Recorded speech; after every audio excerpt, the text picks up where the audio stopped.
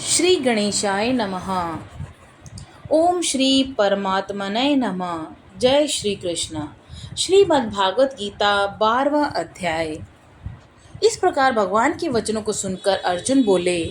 हे मनमोहन, जो अनन्य प्रेमी भक्तजन इस पूर्वोक्त प्रकार से निरंतर आपके भजन ध्यान में लगे हुए आप सगुण स्वरूप परमेश्वर को अति श्रेष्ठ भाव से उपासते हैं और जो अविनाशी सच्चिदानंद घन निराकार को ही उपासते हैं, उन दोनों प्रकार के भक्तों में अति उत्तम योगवेत्ता कौन है?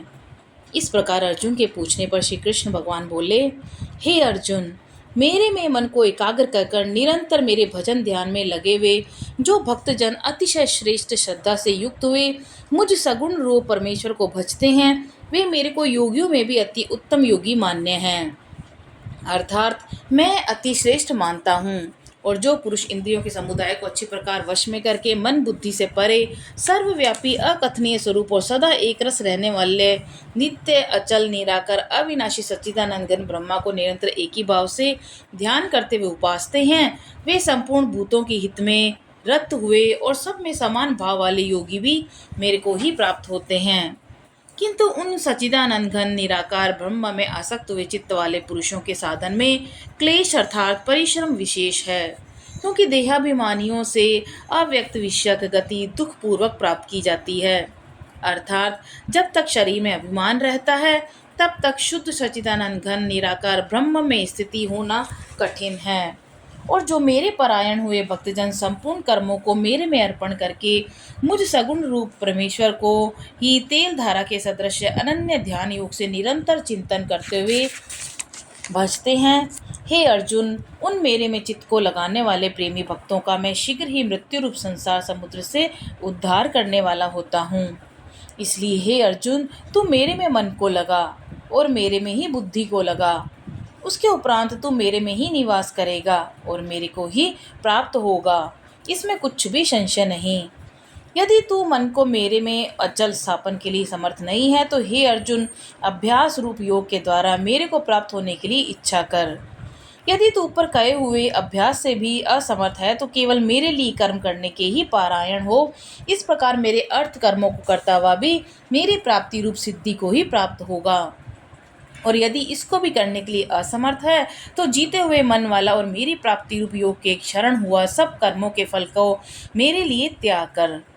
क्योंकि मर्म को न जानकर किए हुए अभ्यास से परोक्ष ज्ञान श्रेष्ठ है और परोक्ष ज्ञान से मुझ परमेश्वर के स्वरूप का ध्यान श्रेष्ठ है,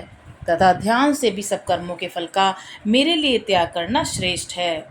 और त्याग से तत्काल ही परम शांति होती है। इस प्रकार शांति को प्राप्त हुआ जो पुरुष सब भूतों में द्वेष भाव से रहित, स्वार्थ रहित, सबका प्रेमी और हेतु रहित दयालु है, तथा ममता से रहित और अहंकार से रहित, सुख दुखों की प्राप्ति में सम और क्षमावान अर्थात अपराध करने वाले को भी अभय देने वाला है, तथा जो धर्म ध्यान योग में युक्त हुआ निरंतर लाभ हानि में संतुष्ट है, तथा मन और इंद्रियों सहित शरीर को वश में किए हुए मेरे मन में दृढ़ निश्चय वाला है, वह मेरे में अर्पण किए हुए मन बुद्धि वाला मेरा भक्त मेरे को प्रिय है, जिससे कोई भी जीव उद्वेग को प्राप्त नहीं होता और जो स्वयं भी किसी जीव से उद्वेग को प्राप्त नहीं होता, तथा जो हर्ष अमर्ष भय और उद्वेगादिकों से रहित है, वह भक्त मेरे को प्रिय है। जो पुरुष आकांक्षा से रहित तथा बाहर भीतर से शुद्ध और चतुर है, अर्थात जिस काम के लिए आया है उसको पूरा कर चुका है, एवं पक्षपात से रहित और दुखों से छूटा हुआ है, वह सर्व आरंभों का त्यागी अर्थात मन वाणी और शरीर द्वारा प्रारब्ध से होने वाले संपूर्ण स्वाभाविक कर्मों में कर्तापन के अभिमान का त्यागी मेरा भक्त मेरे को प्रिय है। जो न कभी हर्षित होता है, न द्वेष करता है, न शोच करता है, न कामना करता है, तथा जो शुभ और अशुभ संपूर्ण कर्मों के फल का त्यागी है, वह भक्ति युक्त पुरुष मेरे को प्रिय है। जो पुरुष शत्रु मित्र में और मान अपमान में सम है, तथा सर्दी गर्मी सुख दुखादिक द्वंद्वों में सम है और सब संसार में आसक्ति से रहित है, तथा जो निंदा स्तुति को समान समझने वाला और मननशील है, अर्थात ईश्वर के स्वरूप का निरंतर मनन करने वाला है,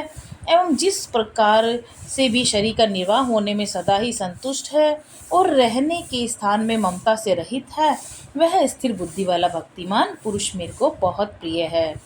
और जो मेरे पारायण हुआ अर्थात मेरे को परम आश्रय और परम गति एवं सबका आत्म रूप और सबसे परे